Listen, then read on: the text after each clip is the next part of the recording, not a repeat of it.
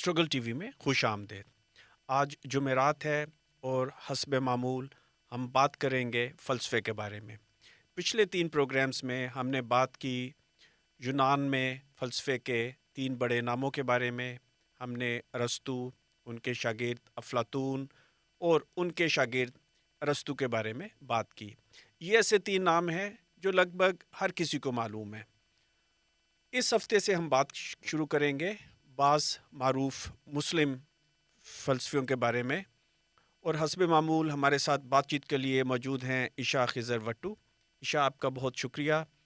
عشاء خضر وٹو bacon house national university میں فلسفہ اور بعض دیگر مضامین پڑھاتی ہیں۔ ہمارے ناظرین جانتے ہیں کہ انہوں نے گورنمنٹ کالج یونیورسٹی لاہور سے فلسفے میں ایم فل کیا اور پچھلے 1 سال سے بیکن ہاؤس نیشنل یونیورسٹی میں پڑھا رہی ہیں۔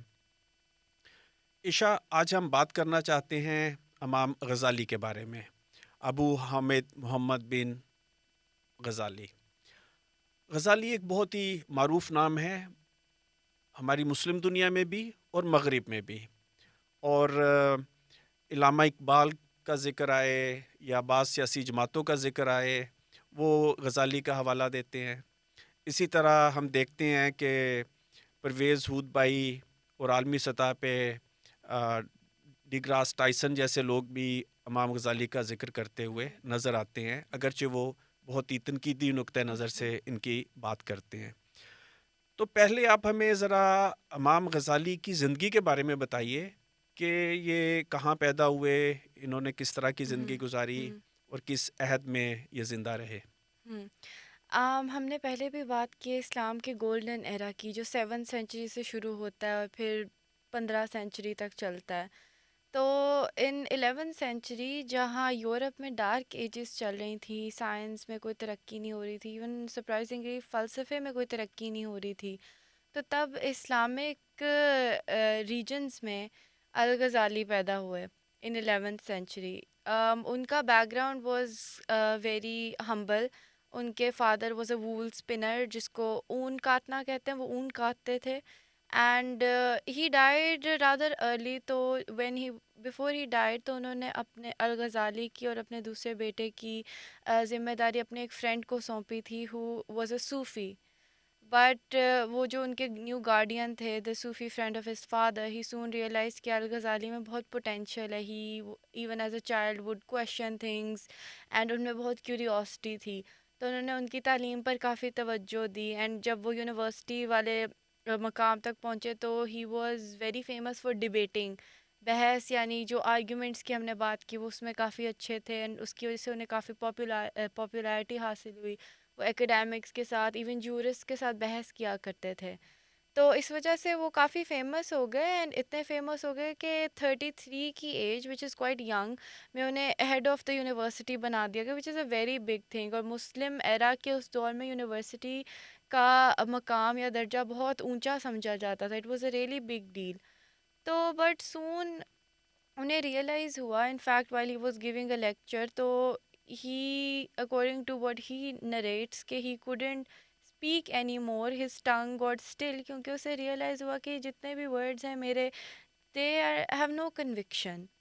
تو this was the start of his journey towards وہ اسپریچول اویکننگ یا مسٹیسزم، صوفیزم والی بات، کیونکہ آفٹر دس انہوں نے 10 سال ایک سیلف امپوزڈ ایگزائل میں گزارے، جروسلم، مکہ، بغداد، ڈماسکس وغیرہ ٹریول کیا 10 سال، اور مطلب ہی used to pray in mosques, interact with people, to see کہ اگر ریزن بھی سیٹسفائنگ نہیں ہے، عقل بھی سیٹسفائنگ نہیں ہے، جو کہ ہمیں گریکس بھی کہتے ہیں عقل، ریزن، وہ ہائراکی کی بات کی تھی ہم نے، تو اس نالج کی ہائراکی میں reason is at the top, but still why am I ڈسسیٹسفائڈ۔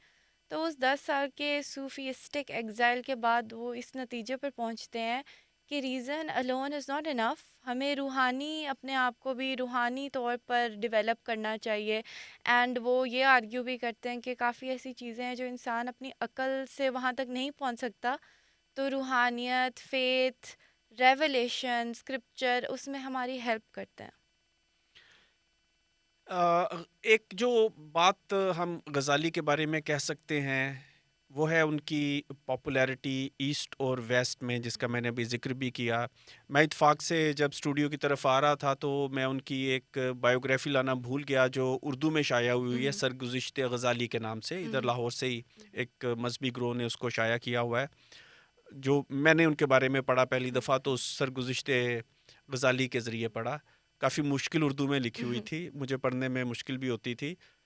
اس کے علاوہ بھی آپ اگر یہاں لاہور میں، راولپنڈی میں، کراچی میں بک سٹورز میں چلے جائیں تو غزالی کے متعلق کوئی بک آپ کو یا بکلیٹ ضرور دکھائی دیتا ہے۔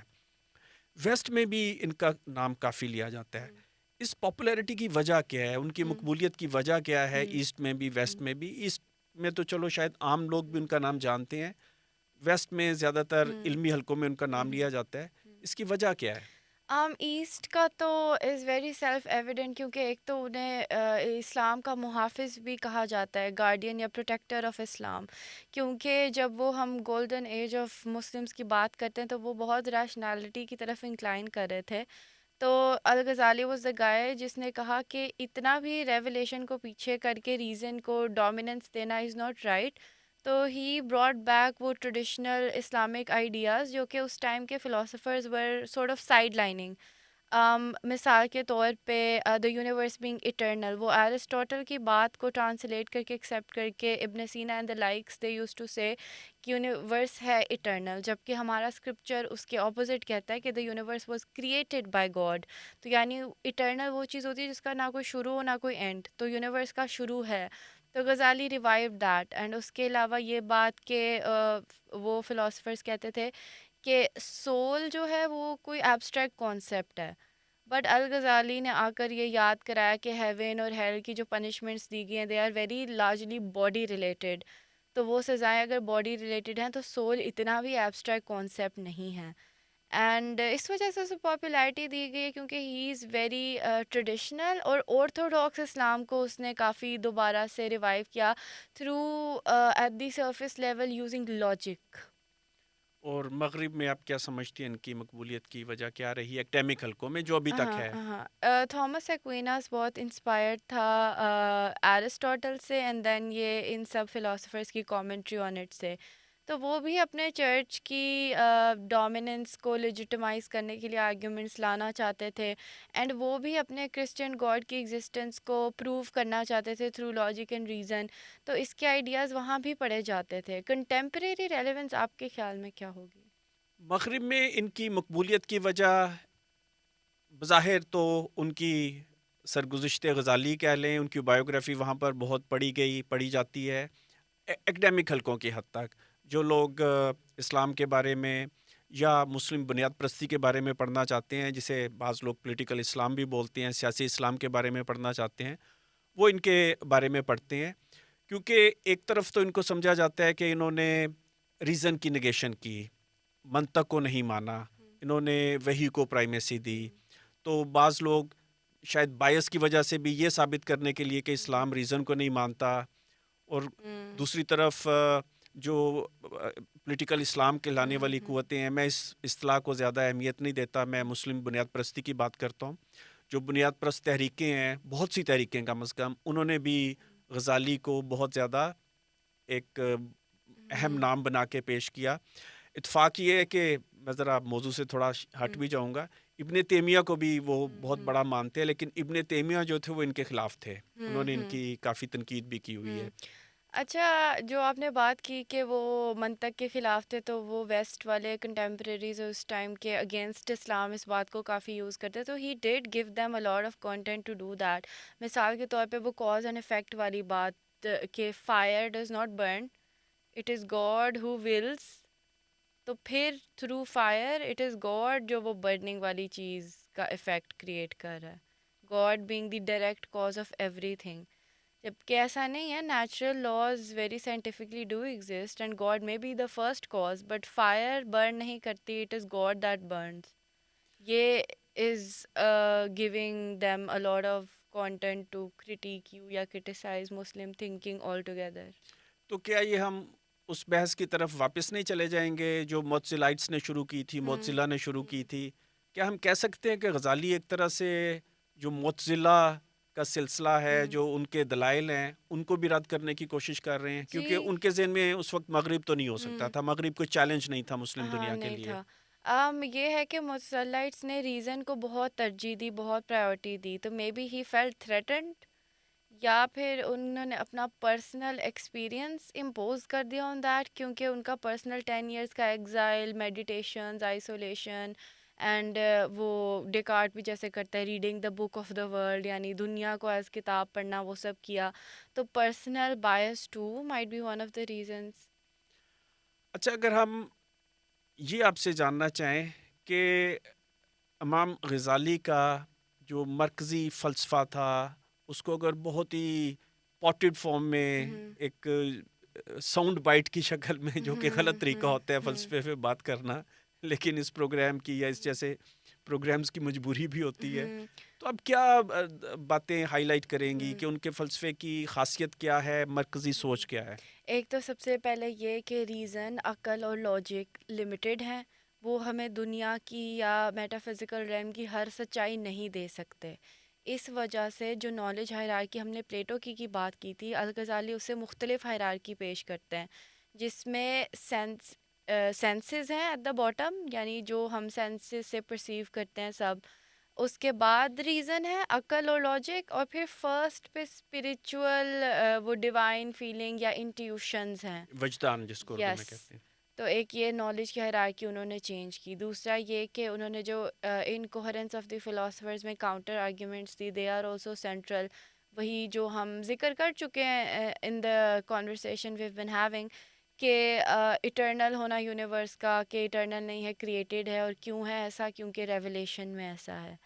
اینڈ کاز اینڈ افیکٹ پہ ان کی آرگیومنٹ یہ ہونا کہ God is the direct cause, first cause کہہ کر گاڈ کو سائڈ لائن کر دیا جاتا ہے، یا گاڈ کی پاور یا اتھارٹی کو تھوڑا بیک گراؤنڈ میں کر دیا جاتا ہے۔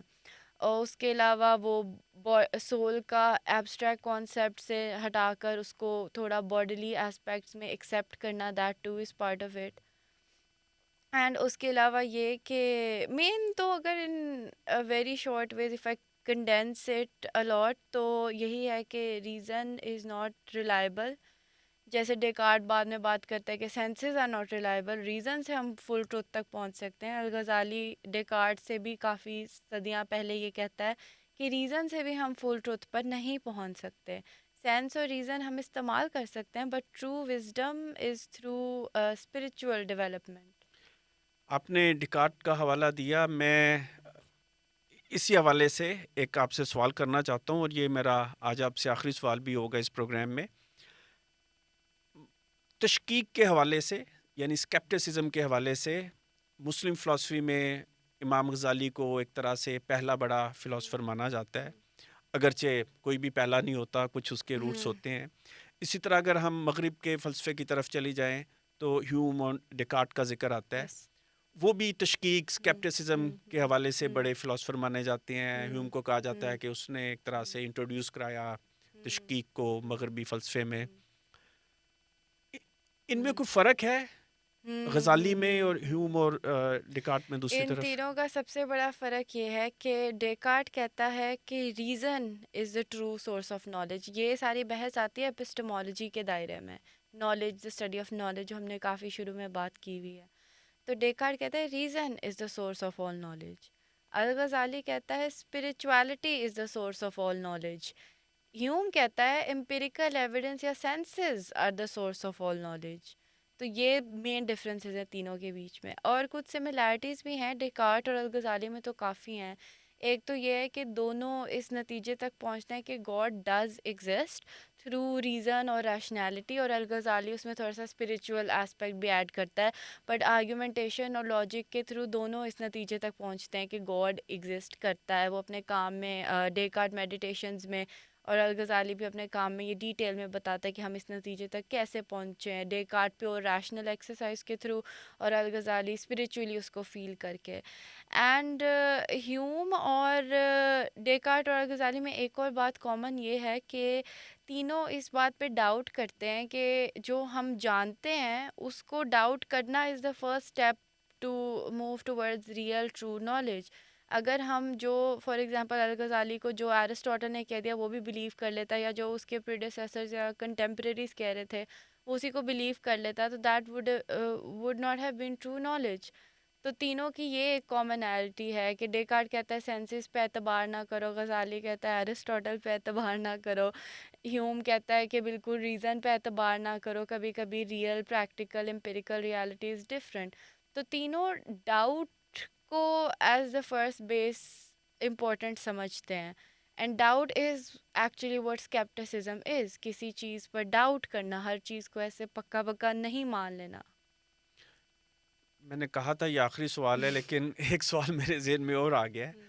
تو ایک طرح سے ڈاؤٹ کرنا یعنی یہ جو تشکیک ہے یہ ایک انقلابی طریقہ کار بھی تو ہے.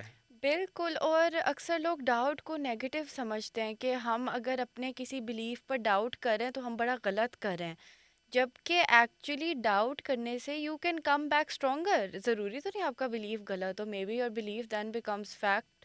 یا غلط ہے تو اچھا ہو رہا ہے، you can then give it up. جیسے ڈیکارٹ مثال دیتا ہے ایپلس کی کہ اف یو ہیو آدھے روٹن ہیں آدھے ٹھیک ہے، آپ اسے ایسے ہی پڑے رہنے دو گے تو کل سارے روٹن ہوں گے. تو you have to pick out the rotten ones and then keep the good ones.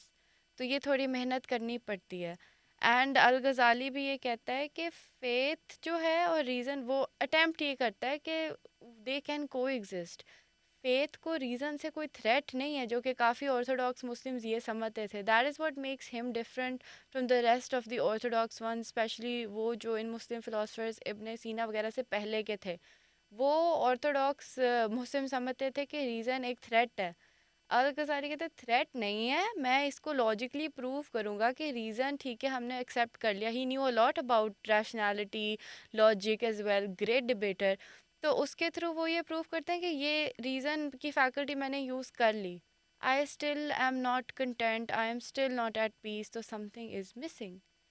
تو مین مقصد یہی ہے کہ جی doubt is healthy, doubt is good. اس سے آپ کو پتہ لگتا ہے کہ آپ کا بلیف کتنا سالڈ ہے، and may be it can get more solidified. یا اگر غلط ثابت ہو جائے تو ٹھیک ہے، give it up, at least you do not believe a لائے.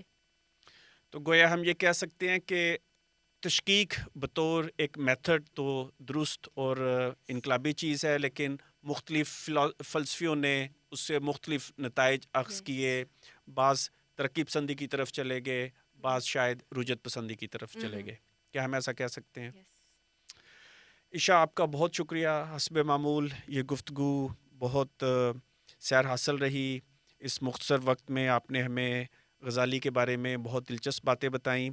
ہم اس سلسلے کو ابھی کچھ ہفتے مزید جاری رکھنا چاہیں گے. ہم آپ سے جاننا چاہیں گے بعض دیگر بڑے مسلم فلسفیوں کے بارے میں، اور اس کے بعد آپ شاید ہمیں مغرب کے فلسفیوں کی طرف واپس لے جانا چاہیں گے. کیا ایسے ہی ہے؟ یس، ڈیکارٹ ول کم اگین. اوکے، اس کے بارے میں ہم دوبارہ بات کریں گے. جی ٹھیک ہے.